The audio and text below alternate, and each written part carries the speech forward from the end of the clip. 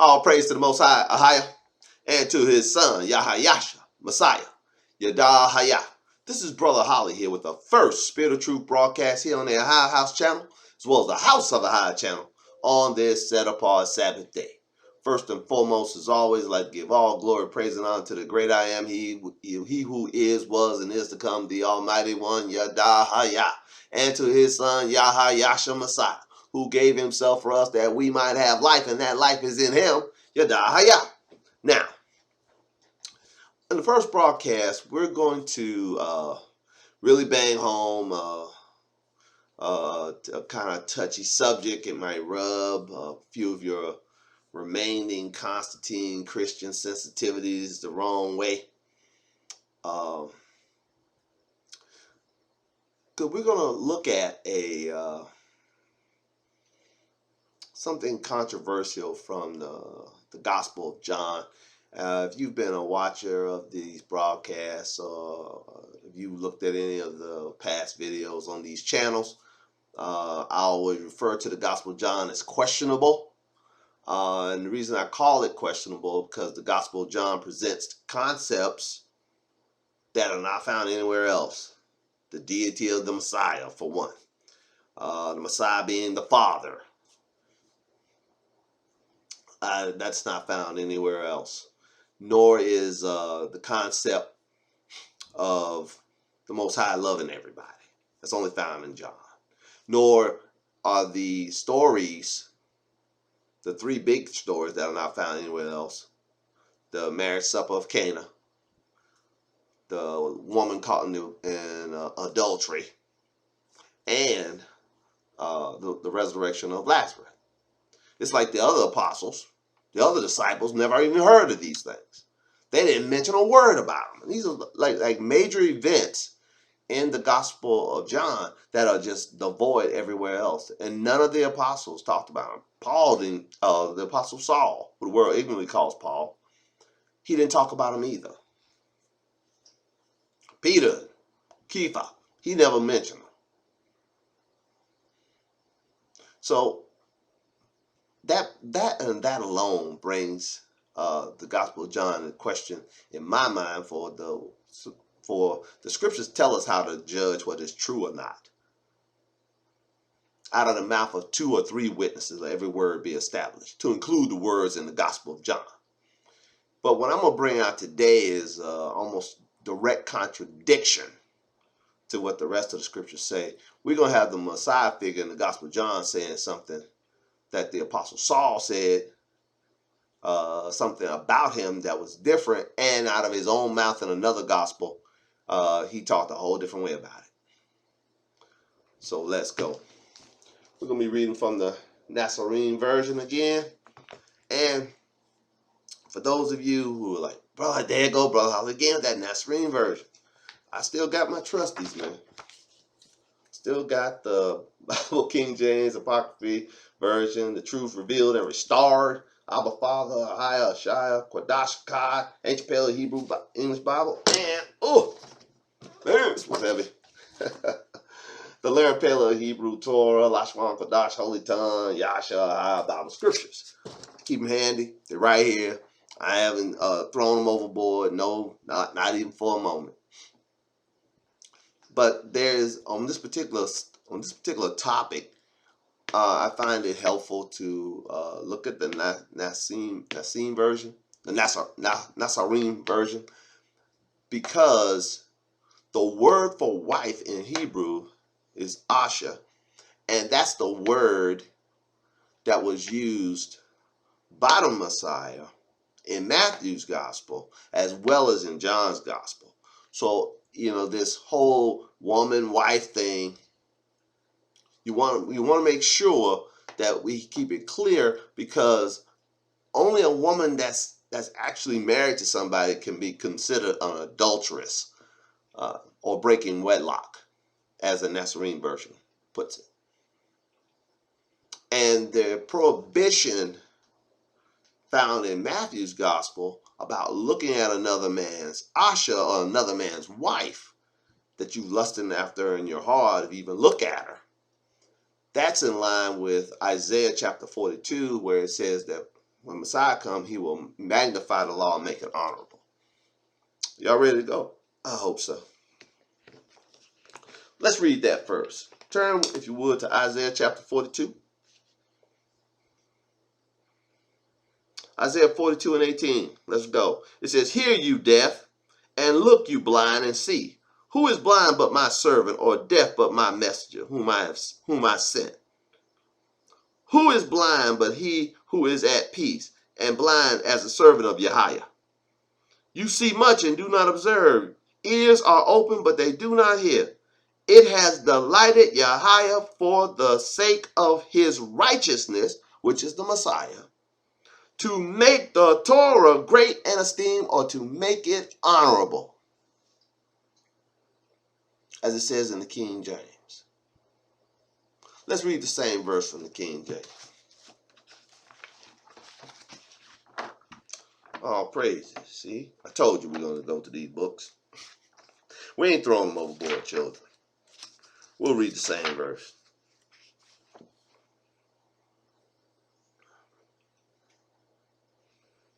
Isaiah 42:18 from the KJV. It says, hear ye deaf and look ye blind, that ye may see. Who is blind but my servant, or deaf but my messenger that I sent? Who is blind as he that is perfect, and blind as a higher servant, seeing many things, but thou observest not, opening the ear, but he hears not. Ahiah is well pleased for his righteousness' sake. He will magnify the Torah law and make it honorable. Will you highlight? So when the messenger comes, when a high servant comes, he's gonna make the Torah honorable.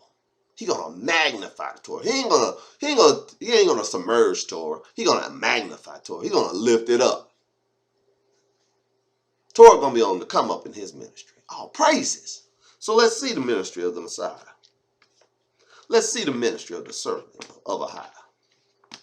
Turn to Matthew's gospel, if you would.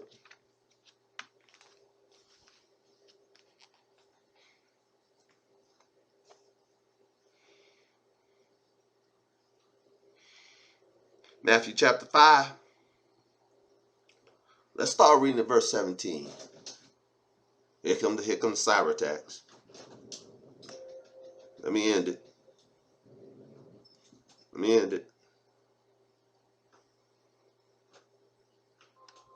Oh man, okay, there you go. Here comes the cyber attacks. Soon we get into this. Oh boy, here they come. Here they come. Matthew chapter 5, verse 17. Do not think that I came to destroy the Torah or the prophets. This is Matthew 5:17. This is Messiah speaking. It says, do not think that I came to destroy the Torah or the prophets. I did not come to destroy, but to fulfill. Will you highlight? For truly I say unto you, till heaven and earth pass away, not one jot or one tittle shall by no means pass from the Torah, till all be done. Verse 19 is key. Whosoever then breaks one of these least of these commands and teaches men so shall be called in the kingdom of heaven. Shall be called least in the kingdom of heaven. But whosoever does and teaches them, he shall be called great in the kingdom of heaven, or in the reign of the Shahamim, will you highlight? Oh, praise it. So, if you don't teach it, if you're not teaching the jot and tittle of the Torah, then you're going to be called least in the kingdom. But if you teach and do what is written in Torah, you should be called great in the kingdom. These are the words of the Messiah. He already said, don't think I came to destroy Torah. I came to fulfill it. And we can read in the book of Romans chapter 13, that when we walk in the Spirit, we are fulfilling Torah. And that when we work no ill toward our neighbor, that's the fulfillment of Torah. Obedience to Torah is fulfilling it. Not setting a Torah aside.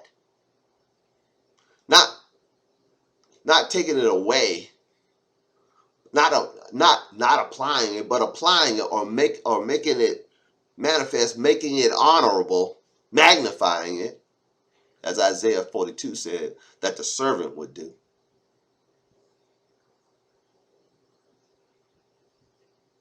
I'll read it again. Matthew chapter 5, verse 17. Do not think that I came to destroy the Torah or the prophets. I did not come to destroy, but to fulfill. For truly I say unto you, till heaven and earth pass away, not one jot, nor one tittle shall by no means pass from the Torah till all be fulfilled. Verse 19. Whosoever then breaks one of the least of these commands and teaches men so shall be called least in the kingdom of heaven. But whosoever does and teaches them shall be called great in their kingdom of heaven. Don't get much clearer than that.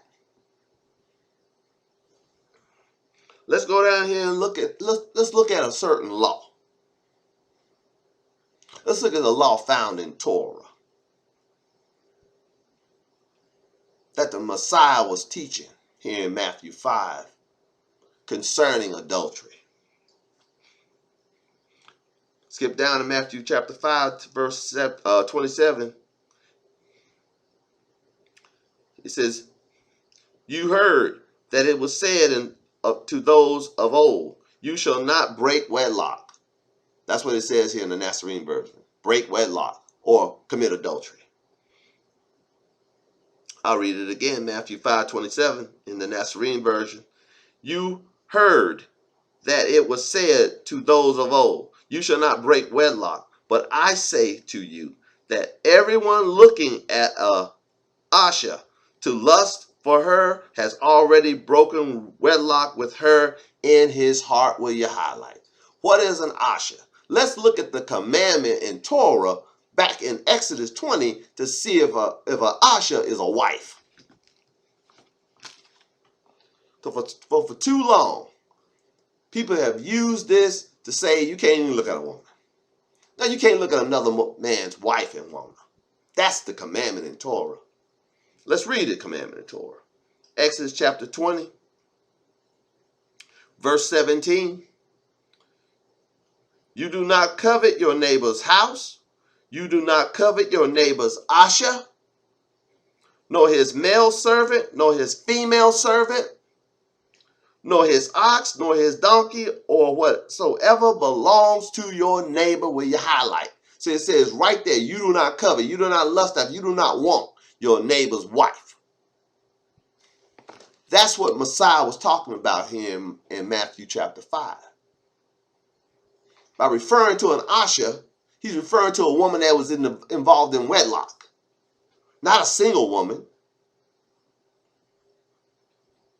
And as I said at the beginning of this broadcast, I might rub some of your Constantine Christian sensitivities wrong. Because for so long, these so-called purveyor teachers of the law, not as great as the great apostle Saul, whom we all trust, said, teaching what they don't understand, nor confirm to it. They don't even practice what they're talking about. You know the ones that be on TV. Have you ever lied? Have you ever stole something? People ask you questions like that. Trying to use the law to convince you of sin. The great apostle Saul said, who can convince of sin the chosen elect? It is Ahia himself that justifies us. Who can lay any charge to the elect? But that's what they try to do.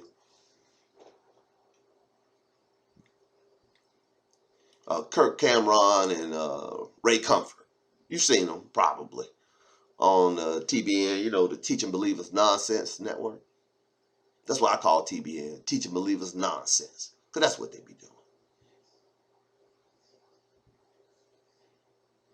They try to get you to, try to guilt trip you into accepting the gospel. They be offering the gospel to people who the gospel's not even for. They just be picking random heathens out the blue. They very rarely talk to a Hebrew. Very rarely, if ever, talk to a Hebrew. It's always somebody of another nation. And we're going to read about that in the second broadcast.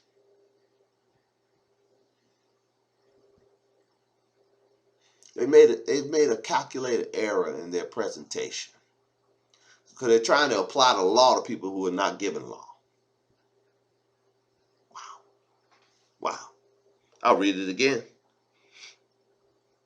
Matthew chapter 5, verse 27. You have heard that it was said of old, thou shalt not break wedlock. But I say unto you that everyone looking at an Asha or a married woman to lust for her has already broken wedlock with her in his heart. Will you highlight? He said you can't even look at another man's wife. That was a direct quote from Torah. Now, wasn't it? We read Torah. We read Exodus chapter 20. How you can't covet or lust after your neighbor's wife. Or nothing else that belongs to your neighbor. You gotta leave your neighbor stuff alone. In your thoughts. That's what lust happens. In your thoughts. He was just magnifying the law and making it honorable right here. It's not just lying down with a woman, someone else's wife that's committing adultery. No, if you lust after her, you've already done it. You're guilty as charged. This is Messiah making the law honorable. But what about Messiah in John's gospel? Is he the same guy? Is he making Torah honorable in John's gospel? Or is he violating Torah? Openly violating it? Let's see. Let's see. Let's turn over to John's gospel, chapter 8. And I'm going to say it straight. The questionable gospel of John. It's getting more questionable every day. And here's one of the main reasons it's questionable. And after I read this, I'm going to show that the Messiah character in John's gospel ain't the one that appeared to Saul on the road to Damascus. Not the one that gave Saul the revelation. Because the apostle Saul, whom I trust, said when he came to knowledge of Messiah, he didn't go to Jerusalem to go be with the other disciples to be taught. No, he received it by revelation. Everything he taught was by revelation. All praises. That's why the apostle Peter, whom we all trust, said the things that Paul talked about and wrote about hard to understand. Peter with the man for 3 years. Paul with him for 5 minutes. Or Saul with him for 5 minutes. Got more than Peter did in 3 years. Wow. Because you how to get it? Through the Spirit. All praises. John chapter 8. Let's start reading at verse 1. And Yahayasha went to the Mount of Olives. I'm reading from the Nazarene version. And Yahayasha went to the Mount of Olives. And at dawn he came again into the set apart place. And all the people were coming to him. And having sat down, he was teaching them. And the scribes and Pharisees brought to him an Asha, a married woman, seen breaking wedlock. She was seen breaking wedlock. She was seen committing adultery. And having set her in the midst, they said to him, Teacher, this Asha, this married woman, was seen in the act of breaking wedlock. And in the Torah, Moses commanded us that such should be stoned. What then do you say? And this they said, testing him, so that they might accuse him. What they going to accuse him of? I always want to know. So for all you John gospel supporters out there, I want you to answer this question for me. What, pray tell, could they accuse him of if he just go with Torah? He already said not one jot he already said in Matthew chapter 5, not one jot or tittle of Torah is going to pass away to all fulfilled. He said, don't think that I came to destroy Torah. I didn't come to destroy Torah. I came to fulfill it. So what did they think they were going to accuse him of? He said, yep, you're right. I just read to you what Exodus chapter 20 said. That you shouldn't commit adultery. You shouldn't break wedlock. You shouldn't covet your neighbor's wife. Here you got the woman, the married woman, caught in adultery. Torah say stone her. Under 2 or 3 witnesses. There are more than 2 or 3 here. But here is where the Messiah figure in the Gospel of John departs from the faith. He all over he on some new doctrine. Let's read the new doctrine. John chapter 8, verse 6. And this they said, testing him so that they might accuse him. But Yahayasha bent down, wrote on the ground with his finger as though he did not hear. But as they kept on questioning him, he straightened up and said to them, he who is without sin among you, let him be the first to throw a stone at her. Well, the way it reads in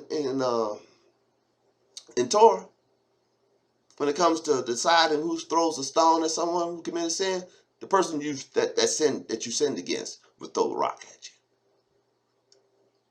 So you should have found a husband. Maybe a husband wasn't there. I don't know. I digress. I'll read it again. But as they kept on questioning him, this is John chapter 8, verse 7. But as they kept on questioning him, he straightened up and said to them, he who is without sin among you, let him be first to throw a stone at her. And bending down again, he wrote on the ground. And when they heard it, being reproved by their conscience, went out one by one, being from the older ones until the last. And Yahayasha was left alone, and the Asha, the wife, standing in the middle. And Yahayasha straightened up, seeing no one but the wife, said to her, wife, Asha, where are those accusers of yours? Did no one condemn you? And she said, no one, master. And Yahayasha said to her, neither do I condemn you. Go and sin no more. With you highlight. Wow. Will you underline, neither do I condemn you?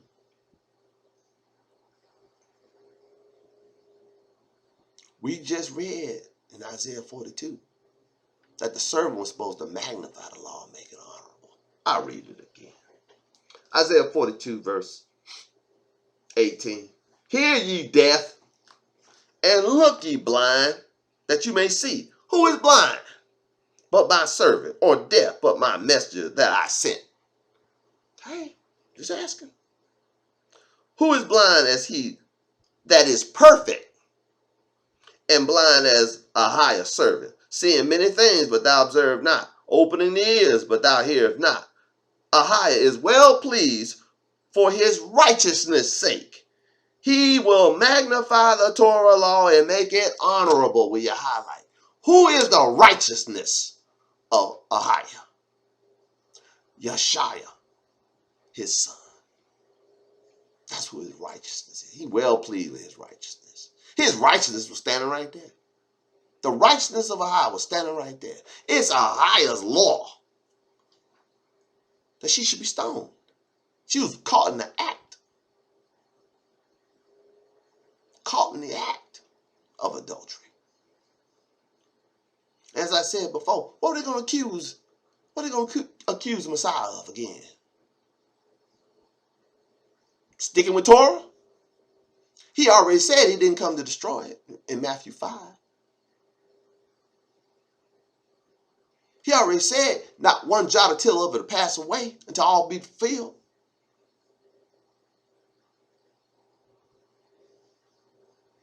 And we understand that the righteousness of Torah is fulfilled in us when we don't walk in the flesh, when we walk in the spirit, according to the Apostle Saul, whom we all trust.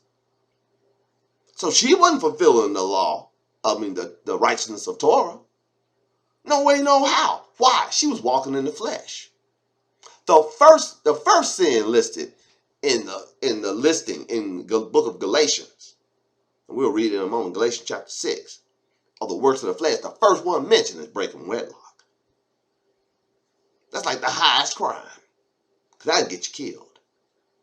Not according to this Messiah character. Forgive me, children, for adjusting my chair. Not according to the Messiah character in John's gospel. Oh, no. He said, I don't condemn you. I don't condemn you. Let's see if Messiah was sent to condemn sin. Let's see. Let's see if the Apostle Saul, whom we all trust, said, and whom every Constantine Christian trusts. He their favorite apostle. Let's see if their favorite apostle will agree with this version of the Messiah. I say version, because we see right here he done departed. He done departed from Matthew's Messiah. He off on his own. He on some new doctrine. That's a new doctrine. Not condemning sin. Because we're going to read in a moment from Romans 8. When Messiah came, he was going to condemn sin in the flesh. Let's read it. We talked about this last week. Got this rolling around in my spirit. You can't have it both ways, children. Either he came to condemn sin in the flesh, or that story in Matthew's gospel. In John's gospel is true. If that story is as some believe, and I'm in that camp, it's just made up, stuck in there. Because it doesn't agree with nothing, Old or New Testament. And we're going to see it doesn't agree with Torah. It doesn't agree with the prophets. It doesn't agree with the other gospels. And it doesn't agree with the teachings of the Apostle Saul. We're going to make it concrete. Remember I told you, underline that statement, that the Jesus character, we're going to call him what they call him. The Messiah character. That Jesus said in John 8, neither do I condemn you. Let's see. Let's see if he should have condemned. Romans chapter 8, verse 1. There is then now no condemnation to those who are in Messiah Yahayasha, who do not walk according to the flesh, but according to the Ruach. For the Torah of the Ruach of the life in Messiah Yahayasha has set me free from the law of sin and of death. For the Torah, being powerless in that it was weak over the flesh, Yahya, having his own son in the likeness of flesh and of sin, and concerning sin, condemned sin in the flesh. Will you highlight? Saying here, Yahayasha was sent by Yahya into this earth to condemn sin in the flesh. I'm going to read it one more time. For the Torah being powerless in that it was weak over the flesh, Yahya, having his own son in the likeness of flesh, of sin, and concerning sin, condemned sin in the flesh. Most of you think he redeemed sin in the flesh, or he forgave sin in the flesh. No, he condemned it. This is your favorite apostle, the Apostle Saul, whom we all trust, who the world ignorantly calls Paul. Why did he condemn sin in the flesh? So that the righteousness of the Torah, verse 4, so that the righteousness of Torah should be completed in us, who do not walk after the flesh, but according to the Spirit. Will you highlight?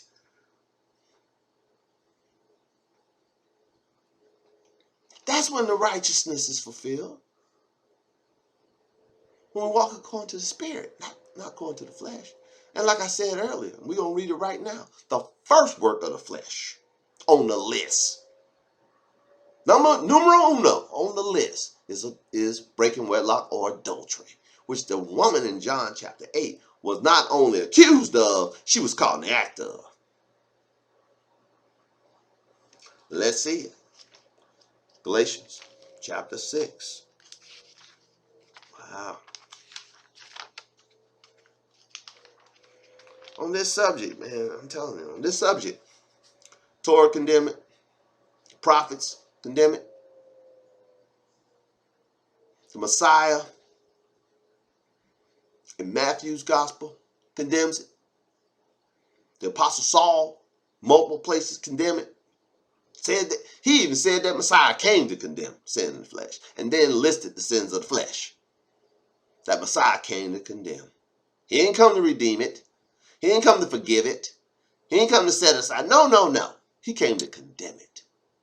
Wow.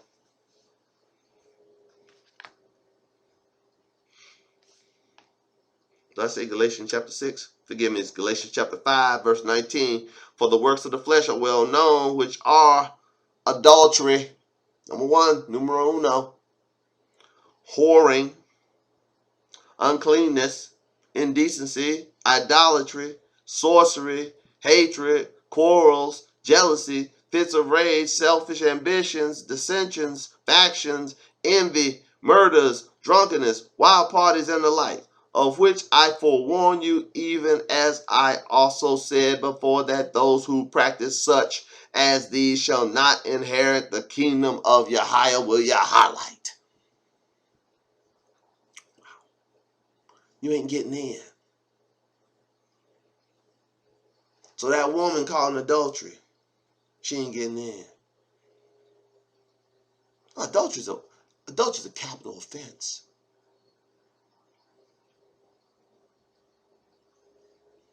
But he said he did condemn her. But the Apostle Saul said that he came to condemn sin in the flesh. She was caught red-handed. He knew that. What was he writing on the ground? What was he writing on the ground? Some new stuff? What was he writing on the ground? Any of you Constantine Christians that tune in, any of you, we got some new subscribers, children. I'd like to welcome y'all. The new subscribers, welcome to these channels. I forgot to mention you at the beginning. Welcome aboard. But if you just a Constantine Christian heckler or some kind of snoop or spy, put down in the comment section. What did Messiah around the ground in John 8? I love to know. And I also want to know, because maybe y'all can answer this. I've never found a good answer. What, pray tell, were they going to accuse the Messiah of for condemning a person who done a condemnable offense according to Torah? Do you think in the 33 years of Messiah's life did nobody get stoned for adultery? If one person other than that woman got stoned for adultery, then, how could he let her go? Oh, because this was the case brought to him? Come on. Y'all think ain't nobody in all Jerusalem, in all Judea, throughout the land, anywhere, in Galilee, all across the river Jordan, everywhere where the children of Yasha'Allah were. That ain't not one woman other than her, or one man other than her, commit adultery, was punishable by being stoned to death. They ain't had no rock shortage.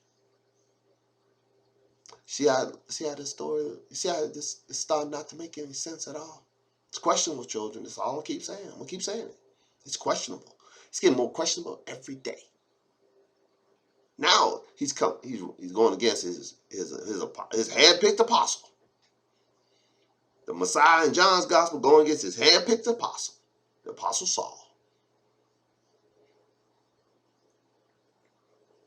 The persecutor. Saul the persecutor. Going to persecute some more of the followers when he got knocked off his horse and shown the light. All praises.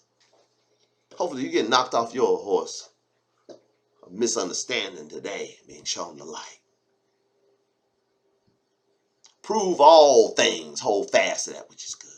That's what we're doing here today. We're proving it. We're banging on it. See if it's hold up. It ain't holding up very well. At least not in my mind. And I hope I've given you enough scriptural backing. Because, right, Romans 8 sunk John 8. Romans 8 sinks it, in my opinion. Just my opinion. The studies show yourself approved. Workmen, you need not be ashamed. Rightly dividing the word of truth. All praises to the Most High, Ahia, and to his son, Yahayasha, Messiah, Yadah Hayah.